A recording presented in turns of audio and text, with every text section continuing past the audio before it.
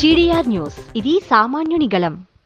తిరుపతి కళా వైభవానికి మరోసారి వేదికగా నిలుస్తోంది. శ్రీ వెంకటేశ్వర నాట్య కళా పరిషత్ ఆధ్వర్యంలో 72వ వార్షిక జాతీయ నాటకోత్సవాలు మహతి కళాక్షేత్రంలో ఘనంగా ప్రారంభమయ్యాయి.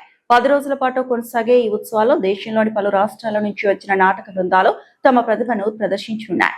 తిరుపతి నగరంలోని మహతి కళాక్షేత్రం నాటక కళామ తల్లికి నిలయంగా మారింది.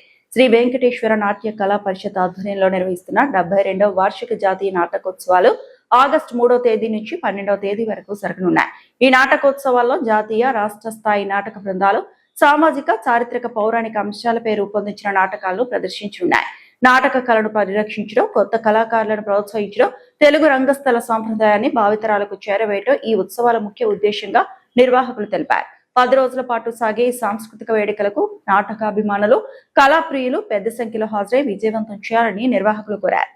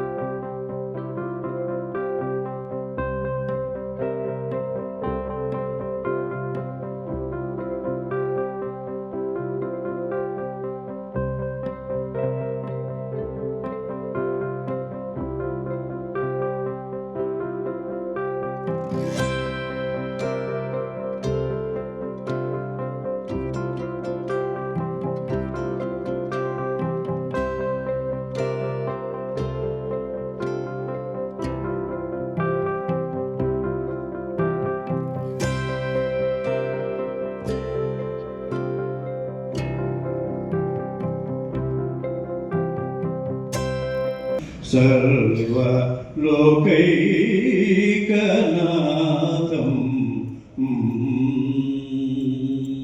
వినా వెంకటేశం ననాదోమి హరే వెంకటేశ ప్రసీద ప్రసీద అహం దూరదస్తే పదాంభోజ.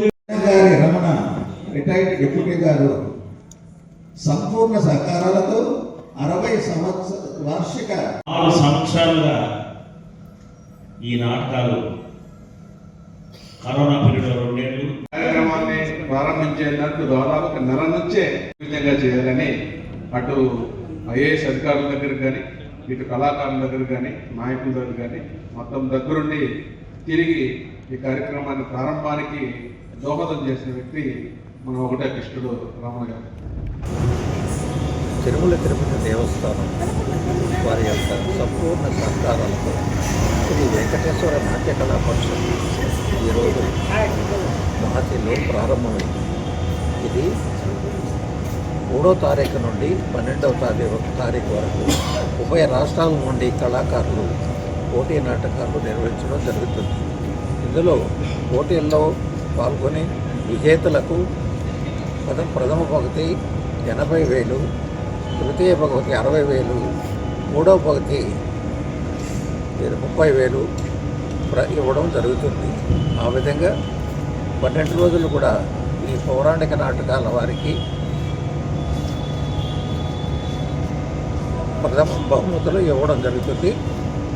పారితోషికంగా ఒక్కొక్క నాటకానికి 50,000 రూపాయలు, పౌరాణిక నాటకానికి, సాంఘిక నాటకానికి 40,000 రూపాయలు, అదేవిధంగా లలిత సంగీతాలు, ఏకపంత్రాలకు కూడా బహుమతులు ఇవ్వడం జరుగుతుంది. ఈ కార్యక్రమానికి తిరుపతి ప్రజలు మరియు ప్రేక్షకులు, కళాకారులు అందరూ చేసి దీన్ని దిగ్విజయంగా జరిపిస్తారని చెప్పి ఆశిస్తూ కోరుతూ నమస్కరిస్తున్నాను. ఈరోజు తిరుపతి మహతి ఆడిటోరియంలో 72వ వార్షికోత్సవం శ్రీ వెంకటేశ్వర నాటక కళా పరిషత్ వారిచే నిర్వహించబడుతూ ఉంది. చాలా చక్కగా 10 రోజుల పాటు నాటక పోటీలు ఉంటాయి.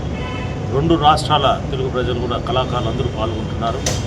దీనికి సంపూర్ణంగా తిరుమల తిరుపతి దేవస్థానం, హిందూ ధార్మిక సంస్థ అయిన హిందూ ధర్మ ప్రచార పరిషత్తు మరి టీటీడీ వారి ప్రోత్సాహంతో ఈరోజు ఈ కార్యక్రమం కూడా నిర్వహించడం జరుగుతూ ఉంది. ముఖ్యంగా ఈవో గారు రవిచంద్ర గారికి, సనత్ గారికి, అడిషనల్ వెంకయ్య చౌదరి గారికి, మరి వీళ్ళందరూ కూడా మేడసాని మోహన్ గారికి చెప్పి కళలను ప్రోత్సహించాలి, కళాకారులను ఆదుకోవాలనే ఉద్దేశంతో కూడా చైర్మన్ గ్రీనరీ మరియు ఎక్స్ఎమ్మెల్యే సుగుణమ్మ గారు కూడా వాళ్ళు కూడా ఈ సహాయ సహకారాలు అందించారు. ఈరోజు వాళ్ళు చీఫ్ గెస్ట్గా రావడం జరిగింది. వాళ్ళు కూడా కృతజ్ఞతలు తెలియజేస్తారు. తిరుపతి నగరంలో మహతి కళాక్షేత్రం నందు శ్రీ వెంకటేశ్వర నాట్యకళా పరిషత్ 72వ వార్షికోత్సవం అంగరంగ వైభవంగా కూడా ఇక్కడ ఈరోజు నాటకోత్సవాలు ప్రారంభించుకోవడం చాలా అదృష్టంగా భావిస్తూ మరి ఈ 72వ వార్షికోత్సవం 72 సంవత్సరాలుగా కూడా విరామంగా నిర్వహిస్తూ ఈ కార్యక్రమాన్ని ఈరోజున కొత్తపల్లి ఉన్నతం గారు కార్యదర్శిగా అతి తక్కువ కాలంలోనే పరిషత్తు నాటకోత్సవాలు నిర్వహించుకోవడం చాలా గర్వకారణంగా భావిస్తూ మరి ఏదైతే శ్రీ వెంకటేశ్వర నాట్యకళా పరిషత్ 1954లో స్థాపించబడి ఆ వెంకటేశ్వర స్వామి పేరుతో నడుస్తున్నటువంటి నాట్యకళా పరిషత్తుకి స్వయాన ఈవో గారే అధ్యక్షులుగా ఉంటారు. మరి టీటీడీ పరిషత్ వారి యొక్క ఆర్థిక సహాయంతో ఈ నాటకోత్సవాలు గత 72 సంవత్సరాలుగా కూడా ఎంతో వైభవంగా ఎంతో మంది కళాకారులతో నిర్వహించబడింది.